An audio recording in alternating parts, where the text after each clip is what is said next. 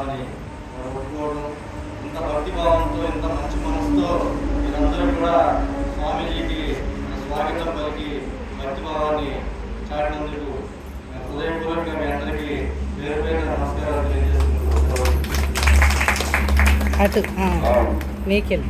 మనకు వీరాపురం అనేది చాలా చిన్న గ్రామం, కానీ సంస్కృతికి సాంప్రదాయాలకి ఐకమత్యాన్ని నివేదన రాశాం.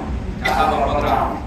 ఎన్నో కార్యక్రమాలు ఎంతో పద్ధతిగా ఎన్నో రకాలుగా మహిళామ తల్లులు ఎన్నో ఆధ్యాత్మిక కార్యక్రమాలు రకరకాలుగా నిర్వర్తిస్తున్నాం. ప్రమాణం కార్యక్రమాలు కాబట్టి ఇప్పుడు మన విద్యాసాగర్ గారు కూడా ఈ మధ్య, ఎందుకంటే నేను ఈ మధ్య బయలుదేరించుకున్న గ్రామాలు తిరుగుతా రెండు రకాలుగా, ఒకటి అందరికీ మన సంస్కృతి సాంప్రదాయాలు దేవాలయ వ్యవస్థ మన గ్రంథాలు ఏమని ఇవన్నీ చెప్పాలనేది ఒకటి బయలుదేరడం. రెండోది ఏంటంటే ఏ కొద్దికి తెలిసినా కూడా ఆ వ్యక్తికి కొంత మైండ్ వాళ్ళ శాతం వాళ్ళకి మనోధైర్యాన్ని కల్పించి వాళ్ళ శాతం మనం మాట్లాడించగలిగితే వాళ్ళలో ఉన్నటువంటి లోలో భావన పోయి వాళ్ళకి ప్రతి మనిషిలో ఉంటుంది.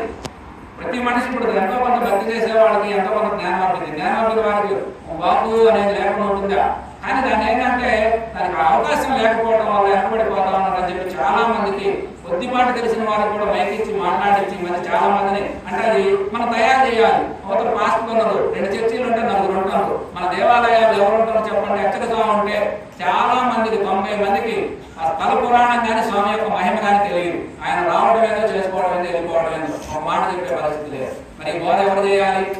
ఇంతమంది ఇంత పెద్ద ప్రజాస్వామ్య దేశంలో, ఇంత పెద్ద మన భారతదేశంలో ఇంత హిందువులు ఇంత కోపలుగా ఉండి ఇంత దేవాలయ వ్యవస్థ పెట్టుకొని మనం వాటిని సరిగ్గా వినియోగించుకోకపోతే వచ్చే నష్టం ఈ మత మార్పిడి వల్ల అనేక రకాలుగా ఉన్నాయి. స్వామిగారు లాంటి కూడా ముఖ్యంగా ఇక మీద చేయాలి చాలా వరకు.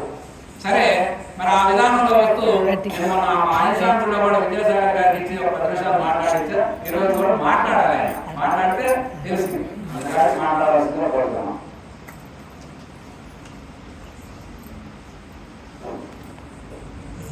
జై శ్రీరామ్, జై శ్రీరామ్, జై శ్రీరామ్. ఈరోజు ఈ ఆత్మసభ, జ్ఞాన సభ, ఆధ్యాత్మిక సభ అనుకోకుండా నిర్వహించడం జరిగింది. మధ్యాహ్నం నుంచి అనుకోనిది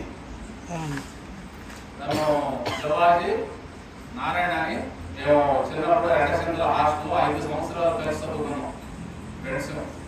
తను గంగారం ప్రెసిడెంట్ ప్రస్తుతం, అంటే ప్రస్తుతం కాదు మాజీ ప్రెసిడెంట్ అయినా.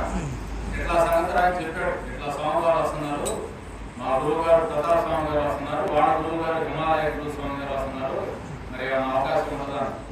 నిరభ్యంతరంగా ఉంటుంది అవకాశము, అందరినీ పిలుద్దాము, భక్తులందరినీ ఆధ్యాత్మిక సంబంధించిన వాళ్ళందరినీ పిలుద్దాం, కార్యక్రమం ప్రమాణంగా ఏర్పాటు చేద్దాం. మధ్యాహ్నం నుంచి అప్పటికప్పుడు అనుకోని అప్పటికప్పుడు ఏది పులిహార ఇలాంటివన్నీ చేయడం, ప్రసాదం తింటారా లేకపోతే భోజనం చేస్తారా, రకాలుగా అడిగి 4 సార్లు అడిగి ప్రసాదం అంటే ఆ కార్యక్రమం అవి చేసుకుంటా. ఇక ఈ స్వామి ఎక్కడ దాకా వచ్చాడని కనుక్కుంటా ఇవన్నీ జరుగుతూ ఉంటాయి. ఈ వేదికను అలంకరించిన ప్రతాప్ స్వామి గారు, మన ఈ స్వామి గారు అందరికీ పరిచయం ఉంటుంది. నాసరయ్య స్వామి గారు సంవత్సరం అందరికీ పరిచయం ఉంటుంది. ఇప్పుడు ప్రస్తుతం ఆయన ఏది ఆశ్రమంలో పీఠాన్ని నిర్వహిస్తున్నారు, పీఠాధిపతిగా ఉన్నారు. ఇక నారాయణ రెడ్డి గారు కూడా ఈ మధ్య కాలంలో మీకు పరిచయం ఉంటుంది. నారాయణ రెడ్డి గారు మేము స్నేహం ఎప్పటి నుంచి అంటే గత 25 సంవత్సరాల నుంచి. ఎక్కడైనా పట్టణమోడు ముచ్చుకొండ ఆశ్రమం, కోటిరెడ్డి గారి ఆశ్రమంలో పరిచయం నియమితులు. మా ఇద్దరు తోడు లింగిరెడ్డి గారిని ఆయన కూడా వస్తూ ఉంటాడు. అప్పటి నుంచి గత 5 సంవత్సరాల నుంచి కార్యక్రమంలో పాల్గొన్నాము. అక్కడి నుంచి ఈయన అక్కడి నుంచి మళ్ళీ నాగేంద్ర స్వామి గారికి వస్తూ ఉంటాడు. అక్కడ ఎక్కడ ఆధ్యాత్మిక సభలు ఉంటే అక్కడంతా కలుస్తూ ఉంటాం. వ్యవసాయమే, ఆధ్యాత్మిక సభలు దేని కార్యక్రమం దానికి. ఆ తర్వాత రామకృష్ణ ప్రభు గారు గత 6 సంవత్సరాల నుంచి పూర్తిగా దీనిలో నిమగ్నమైపోయి ఉన్నాడు. ఆయన ఇస్కాన్ కృష్ణతత్వం, ప్రభుపాదుల వారి కృష్ణతత్వంలో పూర్తిగా మునిగిపోయాడు.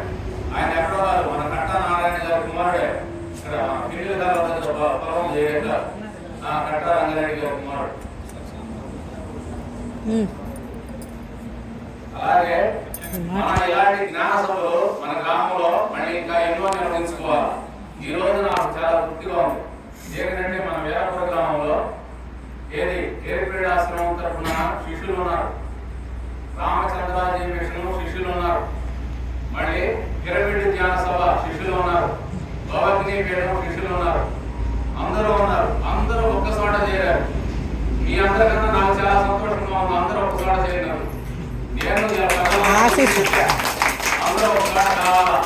ఇప్పుడు మనకి కృష్ణా నది ఉంది, గోదావరి నది ఉంది, యమునా నది ఉంది. ఇన్ని అన్ని నదుల్లో కూడా ఏంటి నీరు ప్రవహించేది, పేర్లు మార్పు.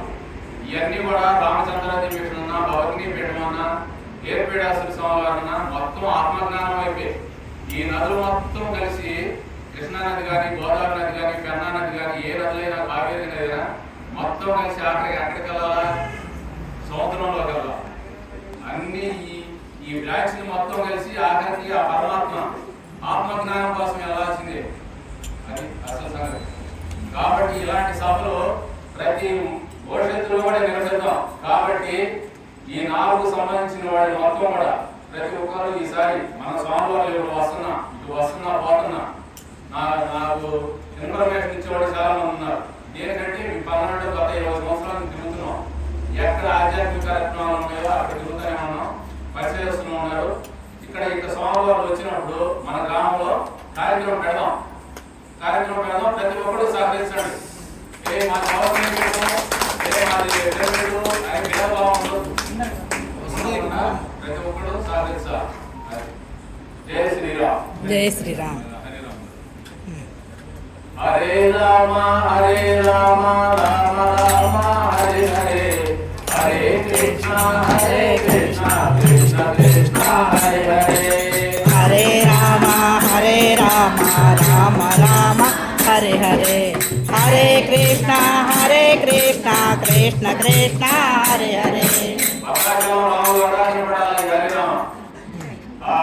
హరే రామ రామ రామ హరే హరే, హరే కృష్ణ కృష్ణ కృష్ణ